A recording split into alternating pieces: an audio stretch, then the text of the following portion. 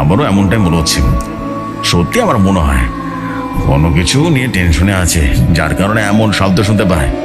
কারণ ওর আম্মু তো ওর সাথে সবসময় রুমে দেখেছিল বিষয়টা জানার জন্য, কিন্তু শব্দ শুনতে পায়নি আয়েশা। তবে সে রাতে নাকি আয়না বলেছিল যে প্রতিদিনের মতো সেদিনও সে শব্দ শুনেছিল, কিন্তু আয়েশা এক ফোঁটাও শব্দ শোনেনি, যে কারণে আয়েশা নিজেও অনেকটা বিরক্ত হয়েছিল আয়নার উপরে। আচ্ছা আচ্ছা শোন, তুই চিন্তা করিস না, আমি কিছু মেডিসিন লিখে দিচ্ছি। হ্যাঁ, এগুলো তুই আয়না মামুনিকে নিয়ম করে খাওয়াবি, ইনশাল্লাহ আল্লাহ চাইলে সুস্থ স্বাভাবিক হয়ে যাবে। ওর আসলে একটু ঘুমের প্রয়োজন, বুঝতে পারলি? ঠিক মতো ঘুম নাই বলে এরকম হচ্ছে আর কি। সেলিম শিকদারের কথা অনেকটাই আশ্বাস পেল হাবিবুর রহমান। তারপর সেলিম শিকদারের কাছ থেকে বিদায় নিয়ে প্রেসক্রিপশনটা হাতে নিয়ে চলে গেল সেখান থেকে। ওদিকে কেবিন থেকে বেরিয়ে নিজের কলেজে চলে এলো আয়না। আয়নাকে আসতে দেখে ওর দুজন বেস্ট ফ্রেন্ড মনি এবং প্রিয়া দৌড়ে ওর কাছে চলে এলো এবং এরপর প্রিয়া গান ফুরিয়ে বলল, কিরে পেতনি, কলেজে আসতে এত সময় লাগে? ক্লাস শুরু হয়ে গেছে সেই কখন, আর ক্লাসে না গিয়ে তোর জন্য অপেক্ষা করছিলাম। তোকে ছাড়া আর ভালো লাগে না রে।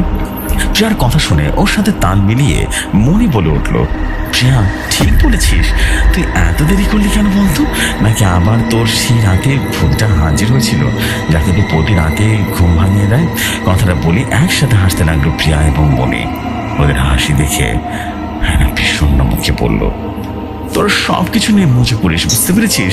তোদের কি মনে হয় আমি এতদিন তোদের সাথে মজা করছি, মিথ্যা কথা বলেছি? আমার কিসের সাথে ঠেকা পড়েছে তোদের সাথে মিথ্যা বলে প্রতিদিন মজা করা? দেখ, তোরা যদি আর কখনো আমার সাথে এমন হাসি তামাশা করিস তাহলে কথা দিচ্ছি আমি তোদের সাথে আমি কথা বলবো না। আমাকে হাসির পাত্র বানিয়ে দিচ্ছিস তোরা, আমার কষ্টটা কখনো বুঝতে পারবি না তোরা। আমি সত্যি বলছি, প্রতিনিয়ত আমার সাথে অদ্ভুত অদ্ভুত সব ঘটনা করছে, যেটা তোদের আমি কখনো বিশ্বাস করাতে পারবো না। আমাকে একা ছেড়ে দিস প্লিজ, ভাল লাগে না, আমি আর এভাবে নিতে পারছি না, নিজের কাছে বিরক্ত হয়ে গেছি। কথাগুলো বলেই সেখান থেকে রাগ করে চলে যেতে নিল আয়না। সাথে সাথে প্রিয়া আর মনি গিয়ে সেই আয়নার হাত ধরে ফেললো, তারপর অসহায় মুখ করে বলল, সরি আর প্লিজ আমাকে মাফ করে দে, আসলে আমরা বুঝতে পারিনি আমাদের মজাটা এইভাবে খুব কষ্ট দিবে তোকে। মনির কথা শুনে প্রিয়া অভিমানী কণ্ঠে বলল, তবে তাই বল, তুই কথাগুলো বলিস তার কোনো প্রমাণ আজ পর্যন্ত দিতে পারিসনি, তাহলে আমরা কি বা বলবো বল? হ্যাঁ, এমনকি তোর আম্মু তোর কথা বিশ্বাস করেনি, উনি তো তোর সাথে রাতের বেলা ঘুমিয়েছিল দুদিন, তোর কাছে তো শুনেছি আমরা। তাহলে তুই বল, যেখানে তোর মা আন্টি তোকে বিশ্বাস করেনি সেখানে আমরা কিভাবে বিশ্বাস করি? সে যাই হোক, প্লিজ ক্ষমা করে দিস, আর এমনটা হবে না। প্রিয়ার কথা শুনে মাথায় হাত দিয়ে নিচে বসে পড়ল আয়না। ওর এমন অবস্থা দেখে প্রিয়া আর মনি ওর পাশে বসে একসাথে বলল, কি রে, তুই এখন আমাদের উপর রাগ করে থাকবি? বললাম না ক্ষমা করে দে, আর কখনো এমনটা হবে না প্লিজ। ওদের কথা শুনে আয়না কান্না করতে করতে বলল, আমি তোদের উপর রাগ করিনি রে, তোরা তো কিছু ভুল বলিসনি, সত্যি আমি কোনো প্রমাণ দিতে পারিনি আমার সাথে এমন ঘটনা ঘটে, কেন ঘটে, কিন্তু আমি কি বা করবো বল? আমি সত্যি সত্যি প্রতিনিয়ত এমন অদ্ভুত ঘটনার সম্মুখীন হচ্ছি, কিন্তু এই ঘটনার কোনো প্রমাণ আমি কাউকে দিতে পারছি না বা কাউকে বোঝাতে পারছি না। জানি না কি হচ্ছে আমার সাথে আর কেনই বা এমনটা হচ্ছে। এতটুকু বলি বাচ্চাদের মতো হু হু করে কাঁদতে লাগলো আয়না।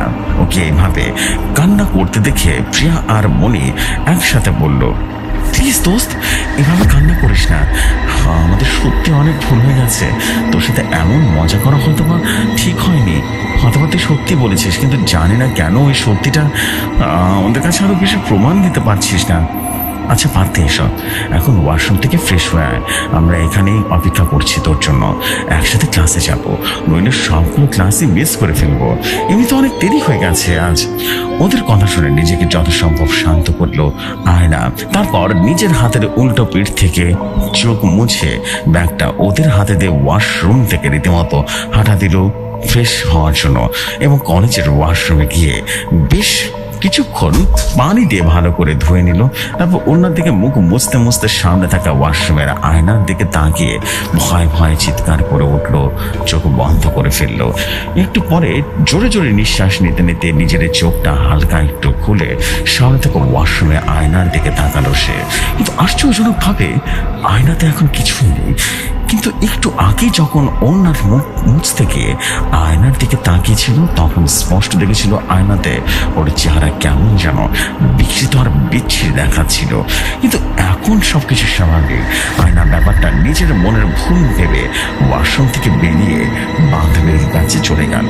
তারপর ওদের কাছে গিয়ে আর কোনো কথা না বাড়িয়ে সোজা রুমে চলে গেল।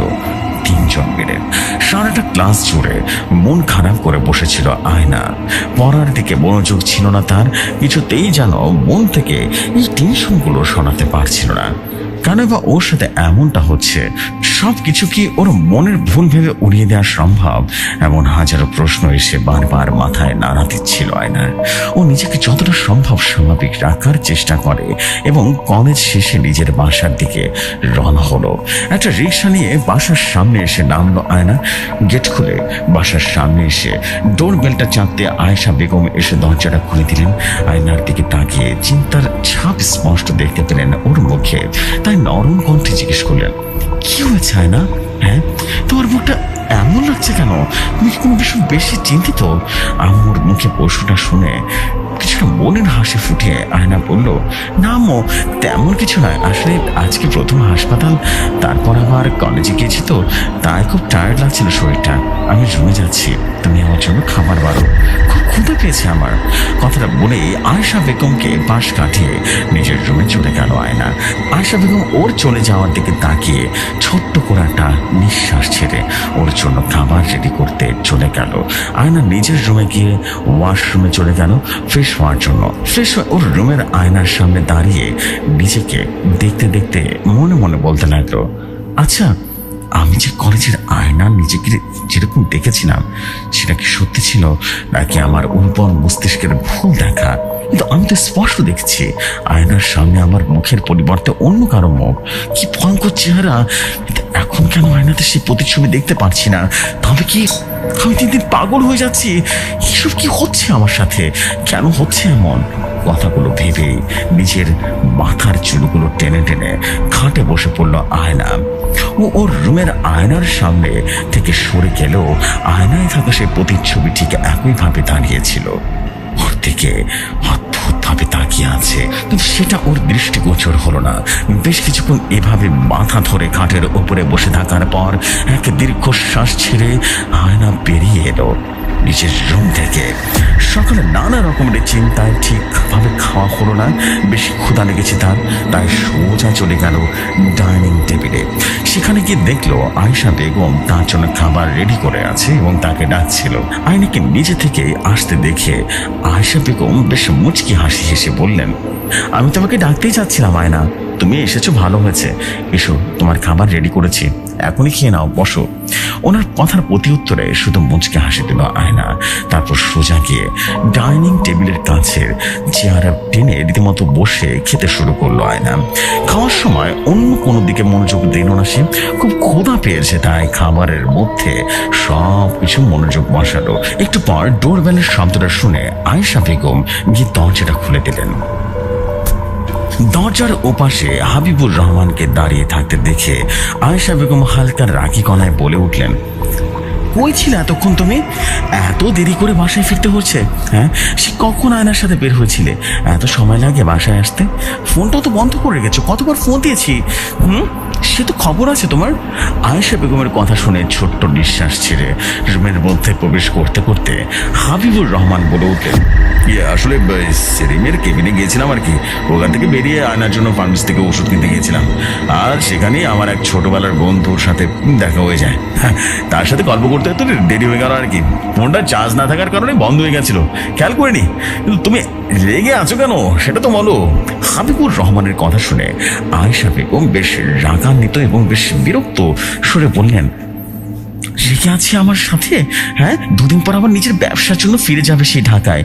তখন আমি আর আমার মেয়েটাকে একাই বাসায় থাকতে হবে। তাহলে যে দুদিন বাসায় আছো, একটু আমাদের সাথে থাকতে পারো তো, তাই না? আমার কি কাছে একটু হেল্প করতে পারো না তুমি?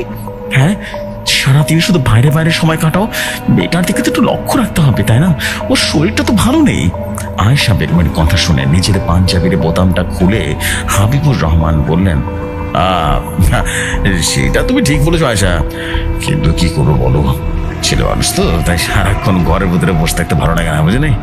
আর তাছাড়া আয়নার জন্য আমি ওষুধ কিনতে এসেছি আর কি।